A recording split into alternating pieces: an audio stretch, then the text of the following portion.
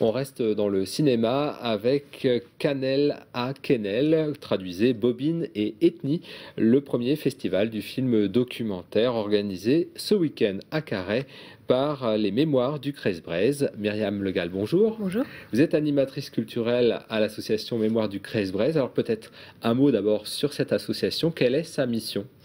En fait, on fait de la valorisation du patrimoine dans tout ce que ça peut vouloir dire. On essaye de toucher un petit peu à tous les domaines, donc que ce soit de la visite guidée, de la conception d'expositions, de circuits d'interprétation du patrimoine pour les collectivités, ce genre de choses, accueil de scolaires aussi, et sur tous les patrimoines, enfin au moins dans la mesure du possible. Donc prioritairement l'archéologie, le patrimoine archéologique, parce qu'il y a beaucoup de vestiges à Carhaix notamment, mais un peu partout en Centre-Bretagne, mais aussi le patrimoine industriel, le patrimoine immatériel, enfin voilà, un petit peu tout ce qui tourne autour. Et la danse, voilà, qui rentre dans le cadre du patrimoine culturel immatériel. On parle de la danse puisque ce sera l'un des thèmes pour ce premier festival, Canel à Quenelle. Peut-être un mot d'abord sur la raison qui vous a poussé à organiser ce premier festival. Il y en a plusieurs, hein. C'est sûr que déjà dans l'association, on est plusieurs à être assez fondus de cinéma, bénévoles aussi de l'association du cinéma à Carhaix. Par ailleurs, il y a un cinéma sur Carhaix qui est plutôt bien équipé, qui est équipé en numérique depuis plus d'un an déjà, et on se disait que c'était un super outil qu'il fallait utiliser, et puis on s'est dit que le cinéma, ça pouvait être une autre façon de valoriser le patrimoine, qui changeait un petit peu, d'où cette idée d'associer l'ethnologie et le cinéma. Et on a choisi pour cette première édition le thème de la danse. Et dans ce festival, vous allez présenter des documentaires qui ne sont pas très souvent présentés.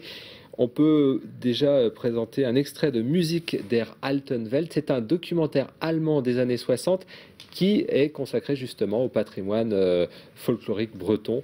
On en découvre un extrait. Wenig Bearbeitung angedeihen, die Lieder für unsere Ohren nun ja genießbarer zu machen. C'est entre vous mes jeunes filles, c'est entre vous mes jeunes filles, vous qui voulez malolala, vous qui voulez vous marier, vous qui voulez malolala, vous qui voulez vous marier. Ne prenez point de ces jeunes hommes, ne prenez point de ces jeunes hommes, ni de ces gares, malolala. Voilà un extrait donc de Musique der Alten Welt. C'était un documentaire allemand consacré donc au chant de Bretagne. Alors Myriam Legal, on a vu Albert Poulain et Jean-Louis Latour enregistrer donc cette femme. Il y a un autre témoin et ethnologue auquel vous ferez référence dans ce festival, c'est Jean-Michel Guilcher, chercheur au CNRS, qui a beaucoup œuvré, lui, pour l'enregistrement de tout ce qui était danse bretonne. C'est ça ? Oui, c'est ça. En fait, il a beaucoup voyagé, principalement en Bretagne, mais pas uniquement, un peu partout en France.